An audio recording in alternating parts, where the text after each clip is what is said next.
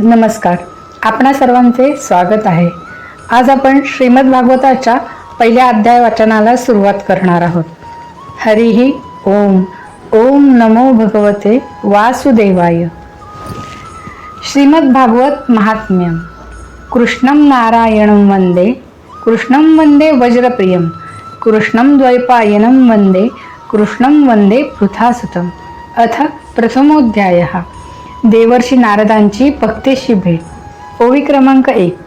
सच्चिदानंद रूपाय विश्वोत्पत्त्यादिहेतवे तापत्रय विनाशाय श्रीकृष्णाय वयं नुमः. जगाची उत्पत्ती, स्थिती आणि विनाश ज्यांच्यामुळे होतो, तसेच आध्यात्मिक, अधिदैविक आणि अधिभौतिक असे तीनही ताप जे नाहीसे करतात, त्या सच्चिदानंद स्वरूप भगवान श्रीकृष्णांची आम्ही स्तुती करतो. क्रमांक 2. यम प्रवजंत मनोपेत मपेत कृत्यम द्वैपायनो विरह कातर आजुहाव पुत्रेति तन्मयता तरवोपि नेदु स्तम सर्वभूत हृदयम मुनिमानतोस्मी. मौजी बंधन होण्यापूर्वीच लौकिक वैदिक कर्मे सोडून श्री शुकदेव संन्यास घेण्यासाठी निघाले, तेव्हा त्यांचे वडील व्यास विरह दुःखाने व्याकुळ होऊन पुत्रा पुत्रा म्हणून हाका मारू लागले. त्यावेळी शुकदेवांच्या वृक्षांशी तन्मयतेमुळे वृक्षांनीच त्यांच्या वतीने ओ दिली. अशा सर्वभूत हृदय स्वरूप श्री शुकमुनींना मी प्रणाम करतो. ओवी क्रमांक 3. नैमिषे सूतमासीन धिवाद्यः महामतिं कथामृत रसास्वाद कुशलः शौनको ब्रवीत. भगवत कथामृताचे पान करण्यामध्ये कुशल असणाऱ्या मुनिवर शौनकांनी नैमिषारण्यात आसनावर बसलेल्या महाबुद्धिवान सुतांना नमस्कार करून म्हटले. शौनक उवाच. ओवी क्रमांक 4. अज्ञानधात्वांत विध्वंस कोटी सूर्य समप्रभ सुतासाख्य कथासारम मम कर्णरसायनम. शौनक म्हणाले, सूत महोदय, अज्ञानांधकार नष्ट करण्यासाठी लागणारे ज्ञान आपल्या ठाई कोट्यावधी सूर्यांच्या तेजाच्या बरोबरीचे आहे. कानाला अमृतासमान असणारी सारभूत कथा आपण आम्हाला सांगा. ओवी क्रमांक 5.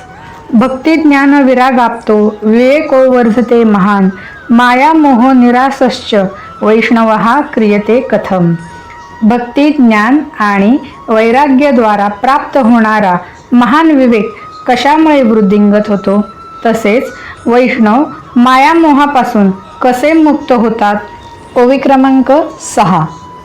इह घोरे कलौ प्रायो जीवश्चा सुरतां गतः क्लेशाक्रांतस्य तस्यैव शोधने किं परायणम. या घोर कलियुगामध्ये मनुष्य प्राणी बहुधा असुरी स्वभावाचे आहेत. विविध तापांनी पोळलेल्या या जीवांना शुद्ध दैवी शक्ती संपन्न होण्याचा सर्वश्रेष्ठ उपाय कोणता. ओवी क्रमांक 7. श्रेयसाम यद भवेच्छायाः पावनानां च पावनम कृष्ण प्राप्तिकरम शश्वत्साधनम तदाधुनाः. आपण आम्हास आता असे शाश्वत साधन सांगा की ज्या योगे अधिक कल्याण होईल, जे पवित्रांनाही पवित्र करू शकेल आणि भगवान श्रीकृष्णांची प्राप्ती करून देईल. क्रमांक 8. चिंतामणिर्लोकसुखम सुरद्रुहा स्वर्गसंपदम प्रयच्छति गुरुः प्रीतो वैकुंठम योगी दुर्लभम. चिंतामणी लौकिक सुख देऊ शकतो, कल्पवृक्ष स्वर्गप्राप्ती करून देऊ शकेल, परंतु सद्गुरू प्रसन्न झाल्यावर योग्यांनाही दुर्लभ असे वैकुंठधाम प्राप्त करून देतात. सूत उवाच. ओवी क्रमांक 9. प्रीतिही शौनक चित्ते ते यतो वच्मी विचार्य च सर्व सिद्धांत निष्पन्नः संसार भय नाशनम. सूत म्हणाले, शौनक महोदय, तुमच्या हृदयात भगवत प्रेम आहे, म्हणून मी विचारपूर्वक तुम्हाला जन्ममृत्यूचे भय नाहीसे करणारा सर्व सिद्धांताचा निष्कर्ष सांगतो. ओवी क्रमांक 10. भक्त्योगवर्धनम यच्च कृष्ण संतोष हेतुकम तदहं ते भिधास्यामी सावधानतया शृणु. ज्यामुळे भक्तिप्रवाहाला वेग येतो आणि जे भगवान श्रीकृष्णांच्या प्रसन्नतेला प्रमुख कारण होऊ शकते ते साधन मी तुम्हाला सांगतो, लक्षपूर्वक ऐका. ओवी क्रमांक 11. कालव्याल मुखग्रास त्रास निर्णाश हेतवे श्रीमत भागवतम शास्त्रम कलौकिरेण भाषितम. कलियुगात मनुष्य प्राणी कालरूपी सर्पाचे भक्ष्य झालेले आहेत.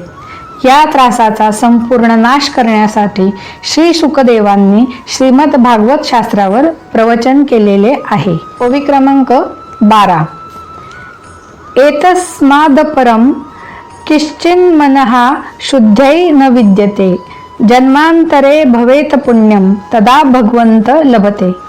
मनशुद्धीसाठी यापेक्षा श्रेष्ठ असे कोणतेही अन्य साधन नाही. मनुष्याच्या अनेक जन्मांच्या पुण्याचा उदय होतो, त्याच वेळी त्यास भागवत शास्त्र ऐकावयास मिळते. ओवी क्रमांक 13. परीक्षिते कथाम वक्तुम सभायां संस्थिते शुके सुधा कुंभा गृहीतैव देवास्त्र समागमम. परीक्षिताला ही कथा सांगण्यासाठी जेव्हा श्री शुकदेव सभेमध्ये आले तेव्हा देव अमृत कलश घेऊनच तेथे आले. ओवी क्रमांक 14. शुकम नत्वा वदम सर्वे सर्व कार्य कुशलः सूरः कथा सुधां प्रयच्छस्व गृहीत्वैवे सुधामिमाम. आपले काम साधून घेण्यात चतुर असणाऱ्या देवांनी शुकमुनींना प्रणाम केला व म्हणाले की हे अमृत घेऊन त्यांच्या मोबदल्यात आपण आम्हास भागवत कथामृताचे दान द्यावे. ओवी क्रमांक 15. एवं विनिमये जाते सुधाराज्ञा प्रपीयताम प्रपास्यामो वयम सर्वे श्रीमत भागवतामृतम. अशी देवाणघेवाण केल्याने राजा परीक्षित अमृत प्राशन करील, त्यामुळे तो अमर होईल आणि आम्ही श्रीमद भागवतारूप अमृत प्राशन करू. ओवी क्रमांक 16.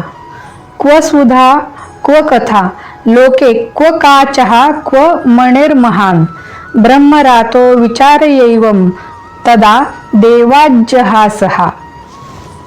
या असार संसारात अशी काच आणि मौल्यवान रत्न यांची तुलना होत नाही. त्याप्रमाणे कुठे अमृत व कुठे भागवत कथा असा श्री शुकांनी विचार करून देवांचा उपहास केला. ओवी क्रमांक 17. अभक्तास्तांश्च विज्ञाय न ददौ स कथामृतम श्रीमद भगवती वार्ता सुराणामपि दुर्लभा. देवांना अभक्त समजून शुकांनी कथामृताचे दान त्यांना केले नाही. अशा श्रीमद भागवत कथा देवांनाही दुर्लभ आहे. ओवी क्रमांक 18. राज्ञो मोक्षम तथा वीक्ष पुराधातपि विस्मितः सत्यलोके तुलाम बद्ध्वा तोलय स्थाधनान्यजः. पूर्वी श्रीमद भागवत कथा श्रवणानेच राजा परीक्षिताला मोक्ष प्राप्त झाला होता. हे पाहून ब्रह्मदेवांनी आश्चर्य वाटले. त्यांनी सत्यलोकात अन्य सर्व साधने तराजूवर तोलून बघितली.